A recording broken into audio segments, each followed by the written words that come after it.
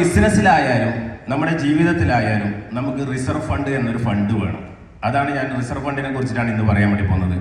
നമ്മളൊക്കെ അറിയാം, നമ്മൾ ഏകദേശം ഈ കാണുന്ന ആൾക്കാരൊക്കെ ഒരുപാട് ബിസിനസ് ചെയ്തിട്ട് പണം ഉണ്ടാക്കിയിട്ടുണ്ട്, ഒരുപാട് പണം നമ്മൾ ചെലവഴിച്ചിട്ടുണ്ട്. പക്ഷെ നമ്മളെ ഇപ്പോഴത്തെ ഒരു അവസ്ഥയിൽ നമുക്ക് റിസർവ് ഫണ്ട് എന്ന് പറഞ്ഞ ഒരു ഫണ്ട് ഇല്ലാത്ത ഒരുപാട് ബിസിനസ്സുകാർ നമ്മുടെ കൂട്ടത്തിലുണ്ട്. ഇപ്പൊ റിസർവ് ഫണ്ട് എന്ന് പറയുന്നത് നമ്മളൊരു എമർജൻസി ഘട്ടം വന്നാൽ നമുക്ക് ഉപയോഗിക്കാൻ വേണ്ടി പറ്റുന്ന ഫണ്ടാണ് റിസർവ് ഫണ്ട് എന്ന് പറയുന്നത്. ഒരുപാട് ആൾക്കാർ ഇതിൽ ഇൻവെസ്റ്റ് ചെയ്തിട്ടുണ്ട്, പല രീതിയിൽ ഇൻവെസ്റ്റ് ചെയ്തിട്ടുണ്ട്. അപ്പോൾ ഇൻവെസ്റ്റ്മെന്റ് എന്ന് പറയുന്നത് നമുക്കൊരു പ്രതിസന്ധി വരുന്ന സമയത്ത് നമുക്കറിയാം, ഒരു ലാൻഡ് എടുത്താൽ പെട്ടെന്ന് എന്ത് ചെയ്യാൻ വേണ്ടി പറ്റില്ല, അത് സെയിൽ ചെയ്യാൻ വേണ്ടി പറ്റൂല. പെട്ടെന്ന് ഇപ്പം നമുക്കൊരു പ്രതിസന്ധി വരുമ്പോൾ നമ്മളെടുത്ത പൈസേനെക്കാണി എത്രയോ കുറഞ്ഞിട്ടായിരിക്കും ആ ലാൻഡ് നമുക്ക് നഷ്ടത്തിന് ചില സമയത്ത് വിറ്റിട്ടൊക്കെ നമ്മൾ പ്രതിസന്ധിയിൽ ഇത് ചെയ്യേണ്ടി വരും.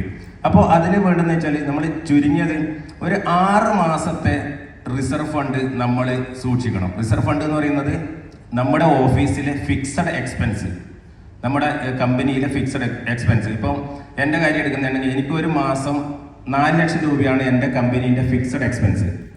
ഈ ഒരു ഫിക്സഡ് എക്സ്പെൻസ് ഒരു 6 മാസത്തേക്ക് നമ്മൾ എന്ത് ചെയ്യണം, കരുതി വെക്കണം. ഒരു 24 ലക്ഷം രൂപ ഞാൻ കരുതി വെക്കണം. ഈ കരുതി വെക്കൽ എന്ന് പറഞ്ഞാൽ 6 മാസം എന്ന് പറയുന്നത് ഒരു പ്രശ്നം വന്നാൽ അത് സോൾവ് ആയി വരാൻ വേണ്ടിയിട്ട് എന്തായാലും 3 to 6 മന്ത് എന്തായാലും എടുക്കും. അപ്പോൾ ഈ 6 മാസത്തെ പൈസ നമ്മുടെ കയ്യിൽ ഉണ്ടാവണം.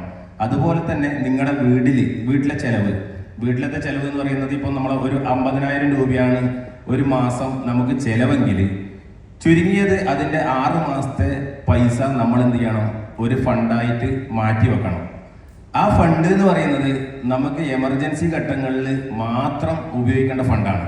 അപ്പോൾ അത് നമ്മുടെ എല്ലാ ആവശ്യത്തിനും, ചില ആൾക്കാരുടെ വീട്ടിൽ പൈസ വെച്ചാൽ നിൽക്കൂല എന്ന് പറയുന്നില്ലേ, അത് നമ്മുടെ മൈൻഡ് സെറ്റാണ്. കുറേ എൻ്റെ വീട്ടിലും എനിക്കും അത് തന്നെയാണ് മുന്നേ ഉണ്ടായിരുന്ന പ്രശ്നം. ആ മൈൻഡ് സെറ്റ് ചേഞ്ച് ആക്കിയ സമയത്ത് അതിനൊരു ബുദ്ധിമുട്ടും ഉണ്ടായിരുന്നില്ല. അപ്പോൾ നമ്മൾ ഈ 6 മാസത്തെ ഫിക്സഡ് റിസർവ് ഫണ്ട് നമ്മൾ ഉണ്ടാക്കണം. അപ്പോൾ കുറേ ആൾക്കാർ ചിന്തിക്കും, റിസർവ് ഫണ്ട് വരെ ഇന്നത്തെ ദിവസം എങ്ങനെയാണ് കഴിയുന്നത് അറിയില്ല, ഇപ്പം അല്ലെങ്കിൽ അടുത്ത മാസം എങ്ങനെ മുന്നോട്ട് പോകുന്ന അറിയില്ല, പിന്നെ റിസർവ് ഫണ്ട് പറയാതെ ചിന്തിക്കുന്നുണ്ടാവും. അപ്പോൾ അതിൻ്റെ ഒരു പ്രധാന ഈ റിസർവ് ഫണ്ട് നമുക്ക് ഉണ്ടാക്കേണ്ട ചെറിയൊരു 4 ടെക്നിക്ക് ഞാൻ പറഞ്ഞുതരാം. അപ്പോൾ അതിലൊന്ന് പ്രധാനമായിട്ട് നമ്മളെല്ലാവരും ബിസിനസ് ചെയ്തിട്ട് ഒരു മാസം നമുക്ക് എല്ലാവരും കയ്യിൽ പൈസ വരുന്നുണ്ട്. അതിപ്പോൾ നമുക്കൊരു ഫിക്സഡ് എക്സ്പെൻസ് ഉണ്ട്. ഞാനിപ്പം പറഞ്ഞ പോലെ എൻ്റെ 4 ലക്ഷം രൂപ എന്ന് പറയുന്നത് എൻ്റെ ഫിക്സഡ് എക്സ്പെൻസ് ആണ്. അതുപോലുള്ള ഒരു ഫിക്സഡ് ആയിട്ടുള്ള ഒരു എക്സ്പെൻസ് ആയിട്ട് നമ്മളെ റിസർവ് ഫണ്ടിലേക്ക് മാറ്റുന്ന പൈസയാണ് നമ്മൾ കാണുക.